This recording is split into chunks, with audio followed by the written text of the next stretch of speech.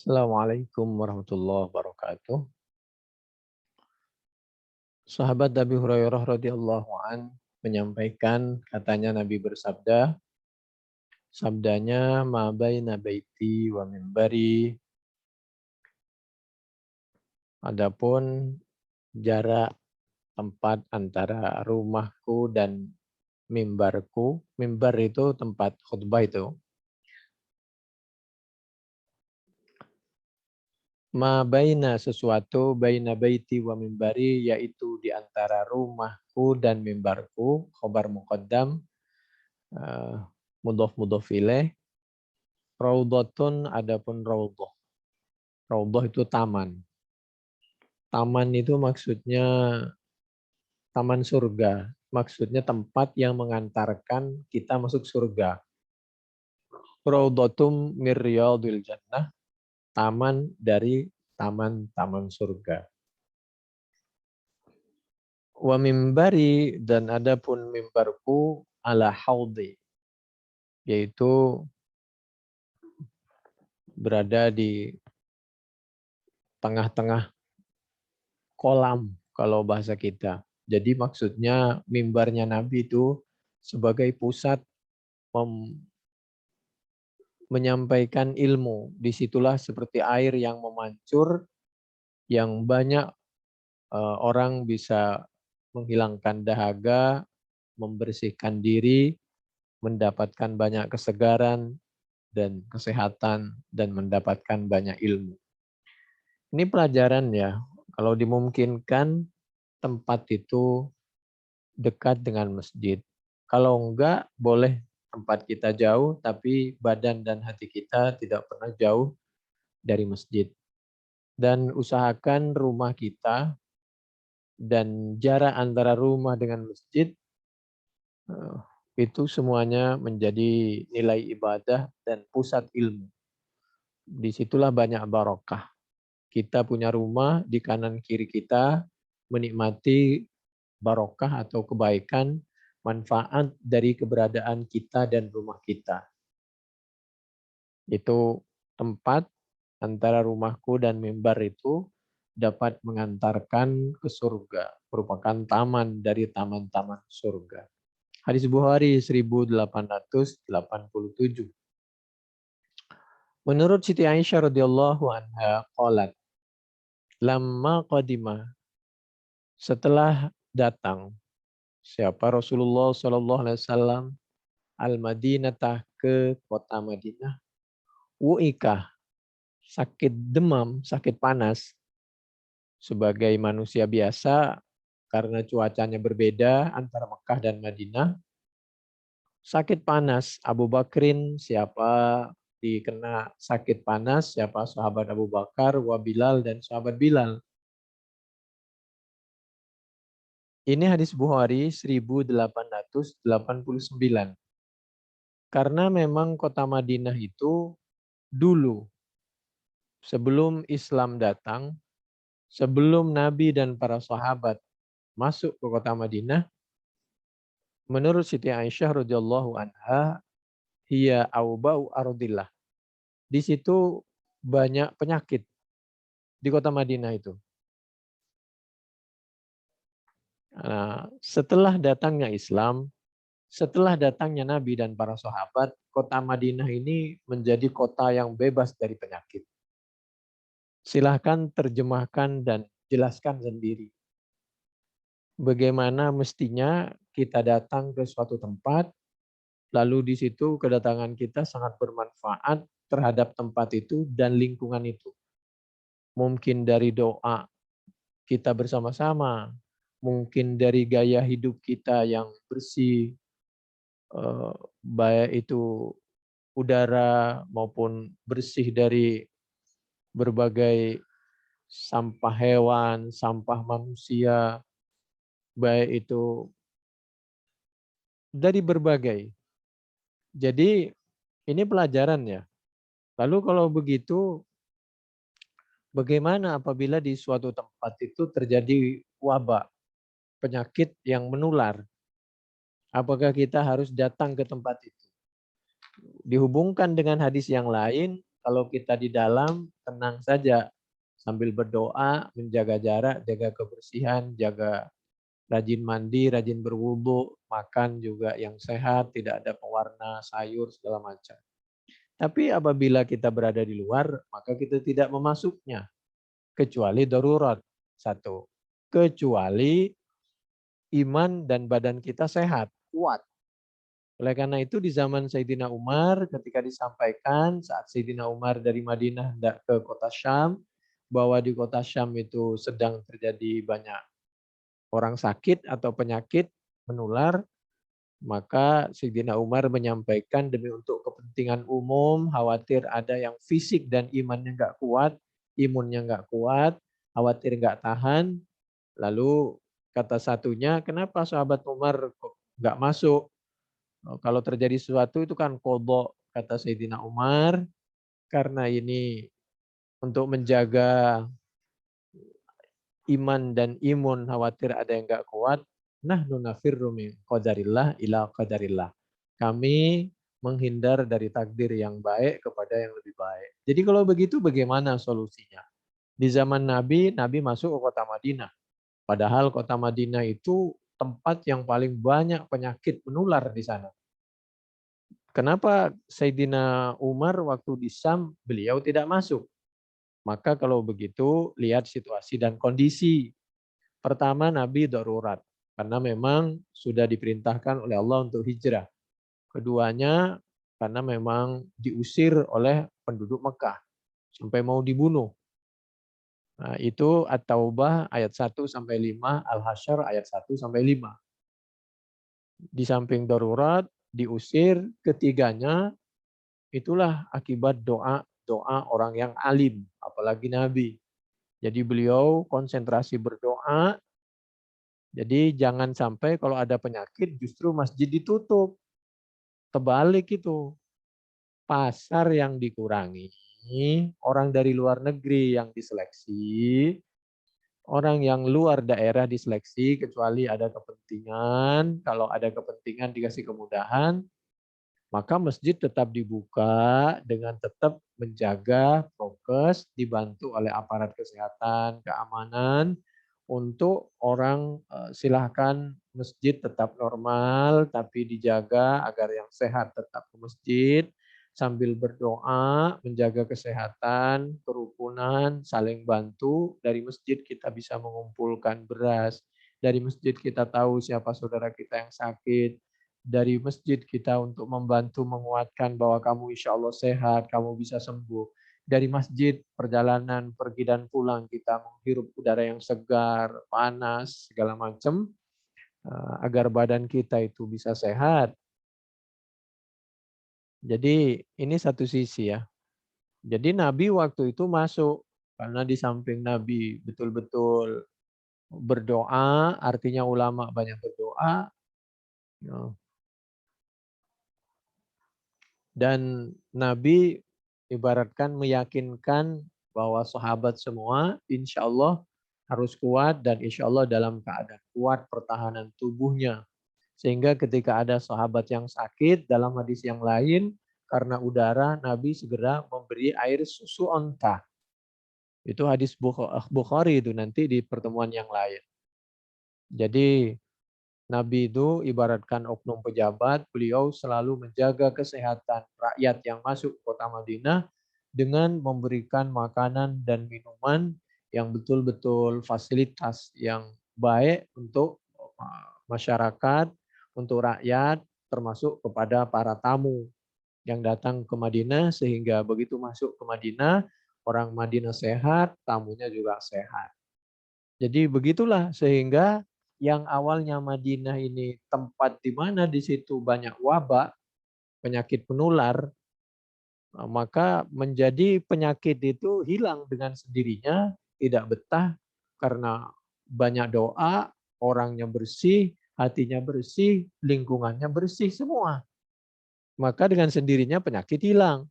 Tapi apabila tempat itu kotor, jembek, banyak maksiat, banyak kemungkaran, ya otomatis di situ mohon maaf ya, syaiton, kuntilanak senang sekali di situ. Ini saya hanya membacakan, mohon maaf sekali lagi, yaitu hadis Bukhari 1889. Silakan bisa dicek di dalam kitab Fathul Bari juz 4 halaman 124. Kembali lagi, lama qadima Rasulullah SAW al-Madinah, kata Siti Aisyah radhiyallahu anha, ketika datang masuk siapa Rasulullah SAW al-Madinah ke kota Madinah, wu'ika, maka terkena penyakit panas Abu Bakrin, siapa sahabat Abu Bakar, wa Bilalun, dan sahabat Bilal. Nah, yang luar biasa dari sahabat ini ketika sakit bukannya sedih, bukannya takut segala macam, bukannya sombong juga di sisi yang lain. Tapi beliau ini semakin bertambah dekatnya kepada Allah dan menjaga kesehatannya, makanannya, doanya. Sehingga pertahanan tubuhnya itu kuat. Bahkan Abu Bakrin, maka ada siapa sahabat Abu Bakar, idza akhadat, apabila mengenahu kepada sahabat Abu Bakar al-humma, apa penyakit panas, beliau yakul, maka beliau semakin rajin doa dan usaha menjaga kesehatannya.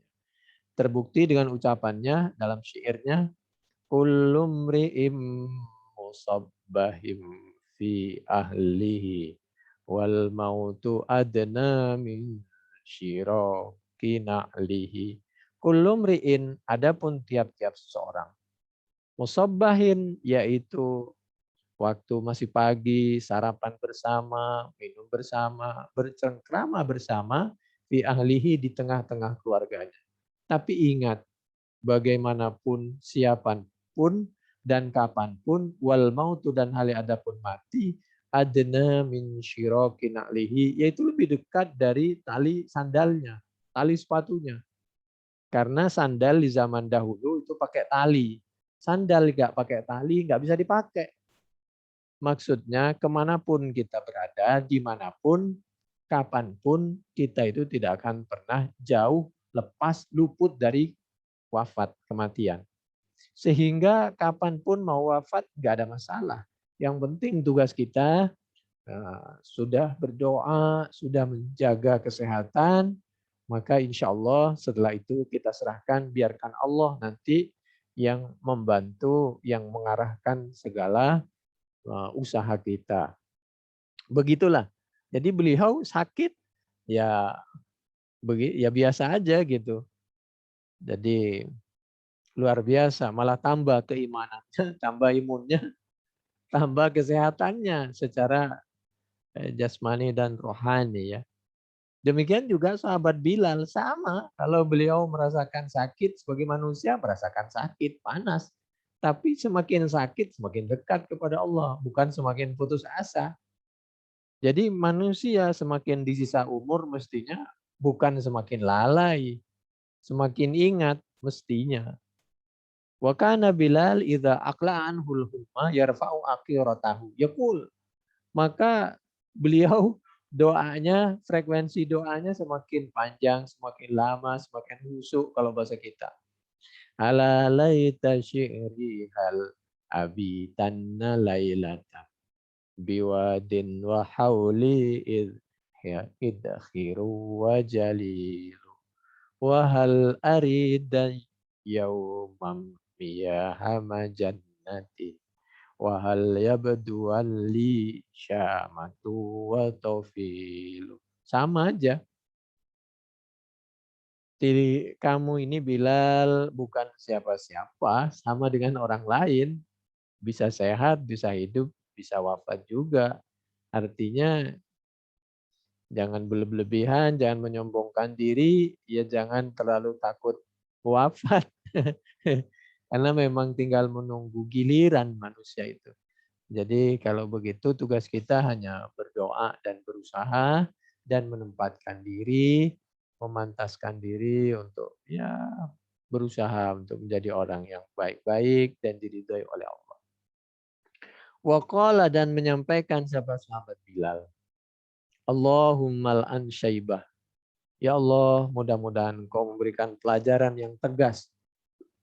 Allahumma an itu sebenarnya ngutuk loh. Ini hadis Bukhari. Boleh? Boleh. Kata siapa nggak boleh tegas? Ini sahabat Bilal malah sebenarnya Allah mal'an itu melaknat, mengutuk. Ya Allah, mudah-mudahan Kau memberikan pelajaran yang tegas Syaibatah ibn Rabi'ah kepada nomor 1 Syaibah bin Rabi'ah, orang kafir. Nomor 2 wa Utbah bin Rabi'ah, dan kepada Rabi'ah, Utbah bin Rabi'ah. Yang ketiga wa Umayyah ibn Khalaf dan Umayyah bin Khalaf. 3 orang sampai disebut namanya. Karena itu tokoh-tokoh yang menggerakkan masyarakat untuk menyakiti dan mengusir Nabi dan para sahabat dari kota Mekah. Kenapa sahabat Bilal sampai tegas dan mengutuk seperti itu? Gak boleh kita. Oh berarti ini sahabat gak benar nih. Masa orang Islam ada yang mengutuk, melaknat Taliban ini, kadrun ini. Oh hebat dong. Sudah bisa lebih baik dari sahabat Bilal. Padahal sahabat Bilal dijamin masuk surga. Orangnya masih hidup, sandalnya, jangankan orangnya, sandalnya sudah masuk surga. Kedengaran oleh Nabi, sandalnya sahabat Bilal di surga. Kenapa? Karena sahabat Bilal dijamin masuk surga, jangankan orangnya, sandalnya, karena suka sholat duha. Setiap beliau ke kamar mandi, ambil air wudhu, sholat duha. Itu sahabat Bilal. Dan itu bukan dari Nabi kalau bahasa kita. Itu kreasi, usaha, ijtihad dari sahabat Bilal. Lalu ketika ditanya, kok saya dengar suara terompamu di sorga? Kenapa kamu? Iya Nabi, saya setiap ambil air wudhu ke kamar mandi, setiap ke kamar mandi basah, ambil air wudhu, lalu sholat 2 rakaat. Oh, itu yang menyebabkan. Jadi selama kreasi ijtihad tidak bertentangan dengan Al-Quran dan As-Sunnah, nggak ada yang menghalangi. Di zaman Nabi itu begitu. Kalau sifatnya ibadah, kecuali mencuri, maksiat, sekecil apapun, Nabi pasti menyampaikan. Selama kebaikan, sekecil, apalagi sebanyak apapun, Nabi malah mendukung. Jadi kata sahabat Bilal dalam doanya, ya Allah mudah-mudahan kau melaknat, mengutuk, atau memberikan pelajaran tegas kepada Syaibah bin Rabi'ah, Utbah bin Rabi'ah, dan Umayyah bin Khalaf. Kenapa? Kama akhroju, sebagaimana telah mengusir siapa mereka semua. Nah kepada kami umat Islam, min ardina, kami diusir dari tanah kami, rumah kami, tempat kelahiran kami, ila ardil waba, diusir kami ke tempat yang banyak penyakit di Madinah. Dari Mekah kan ke Madinah, Nabi dan sahabat itu hijrah. Jadi Madinah itu tadinya tempat penyakit. Datanglah di situ orang baik-baik, kiai baik-baik, umat Islam baik-baik, niatnya baik, jaga kebersihan, maka hilang tuh penyakit. Summa qala, kemudian bersabda. Kemudian Nabi memberikan solusi. Kemudian Nabi berdoa. Summa qala Rasulullah sallallahu alaihi wasallam, Allahumma habib ilainal Madinah. Andai saja itu tadi kutukan atau kata-kata yang tegas dari sahabat Bilal itu nggak boleh, pasti Nabi udah bilang, "Hei, sahabat Bilal, jangan begitu, jangan mengutuk." Banyak di Quran itu, mengutuk itu banyak. Maksudnya tegas itu banyak. Contohnya apa? Fatihah itu loh yang kita baca. Dalam setiap sholat ada Ar-Rahman, ada Ar-Rahim, tapi juga ada Malik Yaumiddin. Ada Ar-Rahman, ada Ar-Rahim, di sisi yang lain ada Ghairil Maghdubi, juga ada Waladhdallin. Itu Malik Yaumiddin itu kan ancaman, hukuman yang tegas. Bisa saja kamu lewat di dunia, selamat dari berbagai tuntutan hukum terhadap kemaksiatan kamu. Tapi di akhirat gak bisa dibohongi. Demikian juga Ghairil Maghdub itu berbicara tentang Yahud. Waladhdallin itu berbicara tentang Nasoro dan orang-orang yang sependapat atau yang membiarkan atau yang mendukung dengan atau yang membela dengan perjuangan Yahud dan Nasoro. Memang kita tidak boleh mendolimi siapapun, termasuk orang yang beda agama ya. Ini satu sisi. Tapi soal orang yang Beda agama dengan kita, apa doanya dikabul? Ada yang mengatakan dikabul kalau terzalimi, ada yang mengatakan tidak. Kenapa? Karena tidak cukup syarat. Karena syaratnya itu harus tidak menyekutukan Allah. Jadi bagaimana dia satu sisi minta tolong kepada Allah, di sisi yang lain menyekutukan Allah. Jadi tetap nggak dikabul doanya. Tapi tetap saja kita tidak boleh menzalimi. Wallahu alam itu beda pendapat. Berikutnya, apa doa Nabi? Allahumma habib ilainal madinah. Solusi dari Nabi. Ya Allah, habib, mudah-mudahan membuat tenang, suka, nyaman, cinta. Memberilah cinta siapa engkau ya Allah. Ilaina kepada kami semua. Nabi dan para sahabat. Habib al-Madinah pada kota Madinah. Kahubbina sebagaimana cinta kami Makkah kepada kota Makkah. Au bahkan asyadda, lebih dahsyat kecintaan kami daripada cinta kami kepada kota Mekah. Nabi tidak bermaksud membeda-bedakan antara Mekah dan Madinah. Tapi maksudnya sebagai hiburan untuk pada dirinya dan kepada sahabat, kita mohon kepada Allah agar Madinah ini menjadi tempat yang kita sukai, kita bisa nyaman tinggal di Madinah. Betul, atas pertolongan dari Allah ada tempat ya, jarak ya yang memang apa ini masafah, yang jarak ya, yang di mana di Mekah ada haram, tanah haram, di Madinah juga ada tanah haram.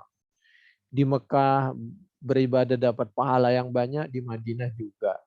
Di Mekah juga atas izin Allah bisa setelah dikuasai oleh Nabi, maka penyakit juga hilang seperti hilangnya di kota Madinah. Tadinya Madinah tempat wabah, Nabi datang maka penyakit hilang. Dengan demikian lalu sahabat semua menjadi tenang, tentram, lalu tempatnya menjadi bersih dan malah tempat yang kalau sekarang kami dapat berita Madinah ini merupakan kota nomor 1 apa yang mendapat penghargaan di tingkat dunia bahwa kota yang bersih, entah terbersih atau gimana gitu. Allahumma barik lana fi sha'i. Ya bagaimana tidak bersih, jangankan masjid, trotoar itu dipel di Madinah itu, disemprot, dipel semua. Allahumma barik lana fi sha'ina. Masih doa Nabi. Allahumma ya Allah, barik memberikanlah kebaikan, keberkahan siapa engkau ya Allah, lana bagi kami semua penduduk Madinah fi sha'ina. Di dalam masalah sa', takaran itu ya, wa fi muddina dan dalam mud kami. Maksudnya apa?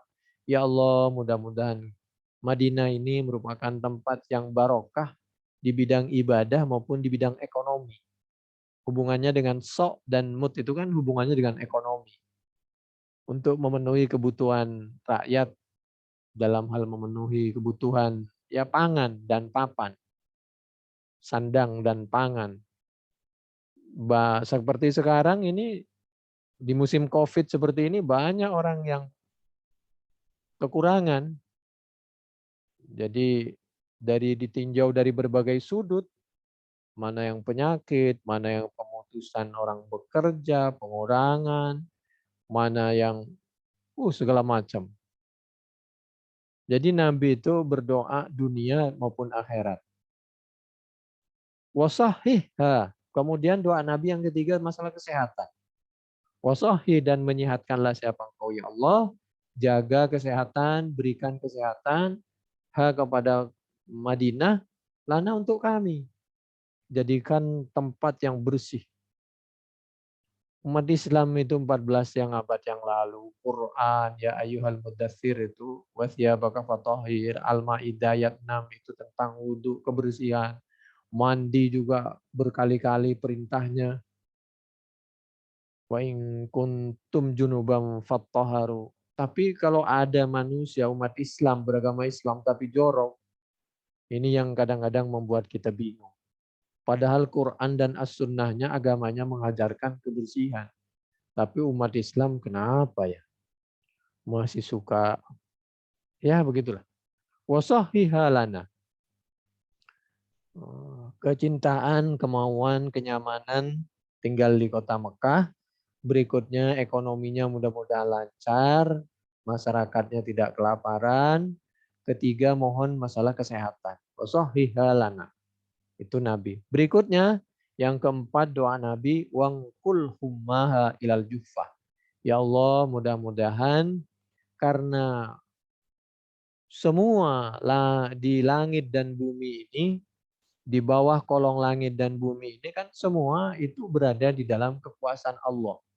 Jadi mohon agar apapun termasuk wabah mudah-mudahan oleh Allah dikeluarkan dari kota Madinah, diarahkan ke tempat-tempat yang tempat itu mungkin lebih tepat bagi Allah Subhanahu wa taala. Misal tempat yang rusak atau apalah yang di situ tidak ada kehidupan yang Allah lebih tahu lah kira-kira. Wangkul hummaha ilal juffah. Jadi boleh kalau diganti wangkul corona ila mana misal. Jadi begitulah. Ila ghairi biladina misal. Qalat, itu doa Nabi ya. Allahumma habib ilainal madinata kahubbina makkata au asyadda. Satu. Yang kedua, Allahumma barik lana fi sa'ina wa fi muddina. Dua. Yang ketiga, wa sahhihha lana. Yang keempat, wangkul hummaha ilal juffati. Qalat, melanjutkan cerita siapa Siti Aisyah. Karena ini yang bercerita Siti Aisyah radhiyallahu anha. Allahumma wa qadimna al-Madinah. Kata Siti Aisyah, kami ini datang. Kami datang artinya Nabi dan para sahabat ya. Kami datang al-Madinah kepada kota Madinah. Wahia dan hali adapun kota Madinah waktu itu auba'u aradillahi, yaitu tempat bersarangnya penyakit, wabak, penyakit menular. Qalat, berkata siapa? Siti Aisyah radhiyallahu anha. Fakana maka ada budhan, apa tempat yang lebar luas, sungai yang lebar dalamnya batu kecil-kecil. Setelah Islam datang, Nabi datang, para sahabat datang, kita semua datang masuk ke kota Madinah, maka yang tadinya itu tempat sarang penyakit, ia jeri, yaitu mengalir di situ. Najlan. Apanya yang mengalir? Aliran sungai itu menjadi banyak airnya dan deras. Jadi di antara untuk menjaga kesehatan, bagaimana konsumsi air itu mesti dijaga. Aliran air, kebutuhan masyarakat terhadap air, sanitasi ya, kalau nggak keliru tuh bahasanya. Demikian juga jamban, masyarakat tertata, di mana kita tahu ya, itu di dalam kitab-kitab, fikih, kitab tasawuf apalagi, membuang sampah itu tidak boleh sembarangan. Itu 14 abad yang lalu loh. Kenapa tidak boleh? Karena khawatir kotoran manusia, apalagi sampah manusia, itu dimakan oleh hewan. Oleh karena itu coba cek sampai sekarang itu di Bulul Maram, apalagi di fikih, ada istilah jalala. Jalala itu hewan, ikan yang memakan kotoran manusia. Misal atasnya jamban, di bawahnya hewan. Sampai segitu 14 abad yang lalu, kalau misal di tempat yang terbuka, bukan di air, lalu manusia buang kotoran, itu khawatir juga dimakan oleh hewan. Nggak boleh. Jadi membuang ingus, dahak, ludah, sampah sembarangan 14 abad yang lalu itu sudah tidak diperkenankan itu oleh Allah Subhanahu wa taala melalui lisannya Nabi Muhammad SAW. Karena siklus kehidupan itu manusia makan ikan, manusia makan hewan, hewan makan apa, minum apa. Siklus itu. Sayur juga begitu. Kita makan sayur, misal bayam atau apalah namanya. Lalu itu disiram pakai air apa? Bahkan kalau perlu jangan sampai disiram dengan air yang hasil yang nggak benar. Misal hasil mencuri, korupsi, karena pengaruh juga. Apalagi kalau keluarga. Jadi sampai sebegitunya. Akhirnya begitu Islam, Nabi datang dan para sahabat, itu menjadi air itu mengalir. sumber keluar dan Nabi mengalirkan untuk kebutuhan masyarakat, bahkan sungai-sungai yang luas itu mengalir airnya. Najlan. Fakana buthanu yajri najlan. Air itu penting. Takni menghendaki siapa aku ma'an ajinan. Itu. Ini cerita semua silahkan di dalam hadis Bukhari 1889, 3926, 5654, 5677, 6372. Lalu sekarang berikutnya hadis Bukhari 1890 dari sahabat Umar radhiyallahu anhu. Sahabat Umar dalam doanya, Allahumma rzuqni syahadatam fi sabilik. Ya Allah, ya Tuhan kami. Urzuk, memberilah rizki siapa engkau ya Allah. Memberikan rizki ini kepadaku. Sayyidina Umar syahadatan, kepada meninggal. Wafat yang nilainya syahid. Fi sabilika, saat-saat kami beribadah. Saat-saat kami mencari keridhoanmu. Itu satu, doanya Sayyidina Umar. Minta wafat dalam keadaan ibadah. Nah pertanyaannya untuk kita pribadi, gak usah ke orang. Apakah setiap langkah kita, ucapan kita, keberadaan kita, itu sudah bernilai ibadah, udah benar. Tiba-tiba kita dicabut nyawa oleh Allah Subhanahu Wa Taala. Kira-kira kalau kita mati di situ benar nggak kira-kira? Jangan benar menurut kita, apalagi menurut aturan kita, menurut Allah. Satu. Keduanya, doa Sayyidina Umar, waja'al dan menjadikanlah siapa engkau ya Allah, mauti, ija'al kepada matiku, wafatku, fi baladi rasulika, sallallahu alaihi wasallam. Beliau minta wafat di kota Madinah. Oleh karena itu banyak orang kalau haji dan umroh itu minta wafat. Cuma kalau bisa jangan minta meninggal ya, minta panjang umur. Tapi kalau harus wafat, mudah-mudahan wafat di tempat yang baik, bersih. Apalagi di Mekah, Madinah. Di masjid tuh lagi bagus tuh. Kalau di masjid tujuannya baik dan melakukan dan ngomong baik. Mau di masjid kalau pakaiannya, di masjid lagi mencuri kotak amal, lah lain lagi. Di masjid pakaiannya lagi nggak bener, ngomong nggak bener, ya. Di Mekah niatnya yang benar di Mekah, di Madinah. Minta beliau meninggal di Madinah. Di baladi Rasulika sallallahu alaihi wasallam. Ya, lalu betul. Makanya Sayyidina Umar itu sesuai permohonannya. Nanti wafat di kota Madinah beliau. Dan luar biasanya dikubur di permintaannya. Kalau saya wafat tolong sampaikan salam saya kepada Siti Aisyah. Karena yang punya tanah, yang punya rumah kan Siti Aisyah. Boleh nggak saya dikubur di situ?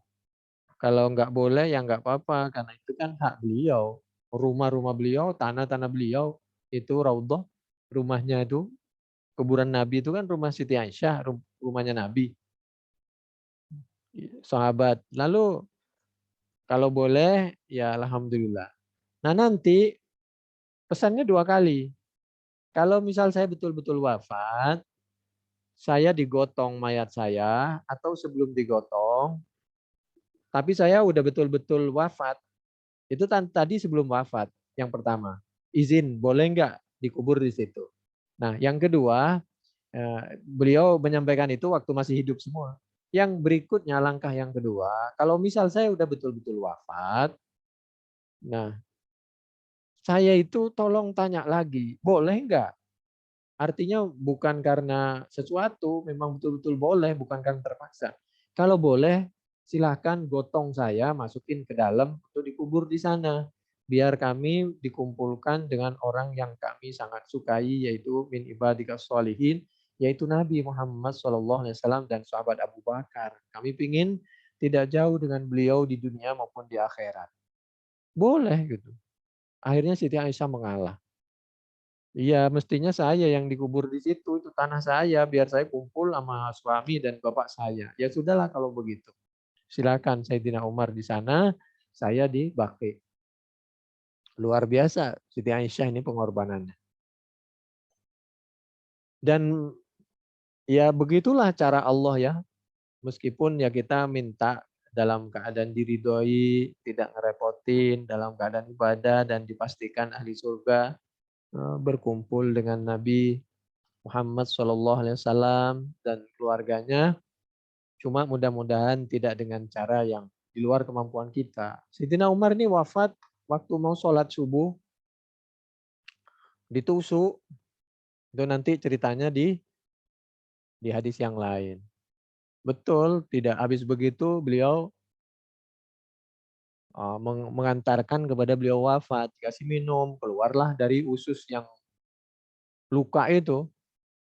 Jadi makanan udah nggak bisa nyampe.